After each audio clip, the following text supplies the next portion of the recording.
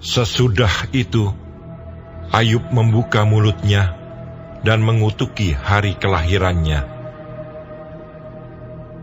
Maka berbicaralah Ayub. Biarlah hilang lenyap hari kelahiranku,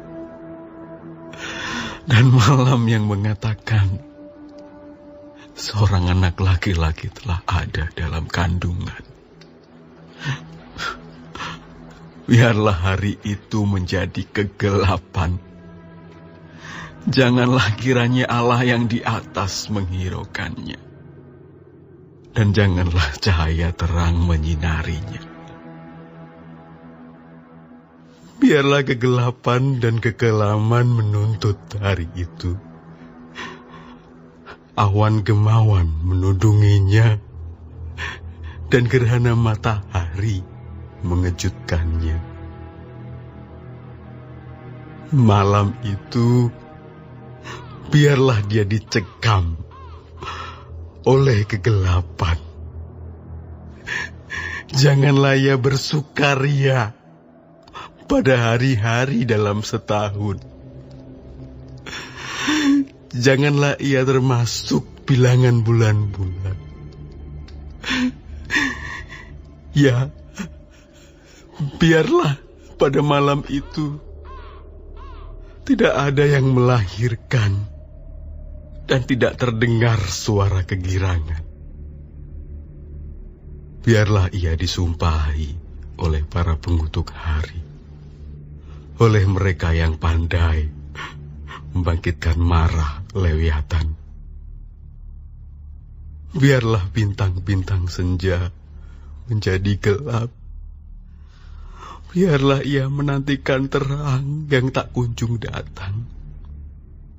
Janganlah ia melihat merekahnya fajar, karena tidak ditutupnya pintu kandungan ibuku, dan tidak disembunyikannya kesusahan dari mataku. Mengapa aku tidak mati waktu aku lahir, atau binasa waktu aku keluar dari kandungan? Mengapa pangkuan menerima aku? Mengapa ada buah dada sehingga aku dapat menyusu? Jikalau tidak, aku sekarang berbaring dan tenang, dan tertidur dan mendapat istirahat bersama-sama raja-raja dan penasihat-penasihat di bumi yang mendirikan kembali reruntuhan bagi dirinya, atau bersama-sama pembesar-pembesar yang mempunyai emas, yang memenuhi rumahnya dengan perak. Atau mengapa aku tidak seperti anak gugur yang disembunyikan, seperti bayi yang tidak melihat terang? Di sanalah orang fasik berhenti menimbulkan huru-hara. Di sanalah mereka yang kehabisan tenaga mendapat istirahat, dan para tawanan bersama-sama menjadi tenang.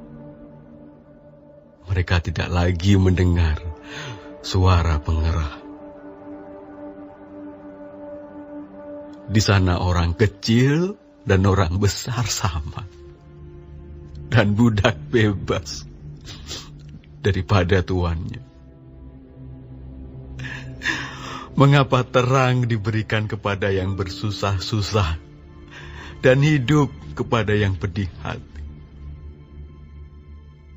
yang menantikan maut yang tak kunjung tiba, yang mengejarnya lebih daripada menggali harta terpendam, yang bersukaria dan bersorak-sorai dan senang bila mereka menemukan kubur kepada orang laki-laki yang jalannya tersembunyi, yang dikepung Allah.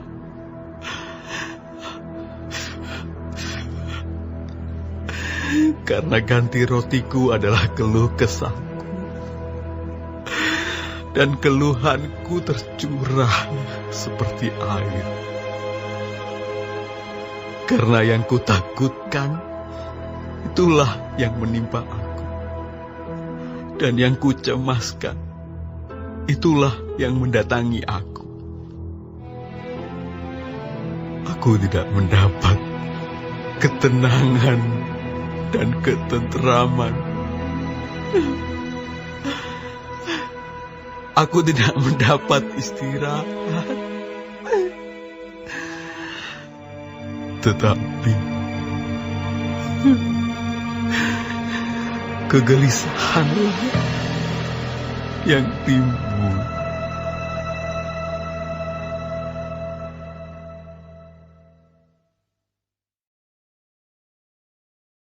Shalom semua jemaat Tuhan, kembali kita di dalam pendalaman Alkitab Clearsight. Sekarang kita sudah memasuki kitab Ayub 3. Tuhan Yesus memberkati. Ayub sedang menderita, terhina dan menderita sakit. Kesedihannya yang terbesar ialah bahwa Allah tampaknya telah meninggalkannya. Ayub berterus terang memberitahukan perasaannya kepada Allah.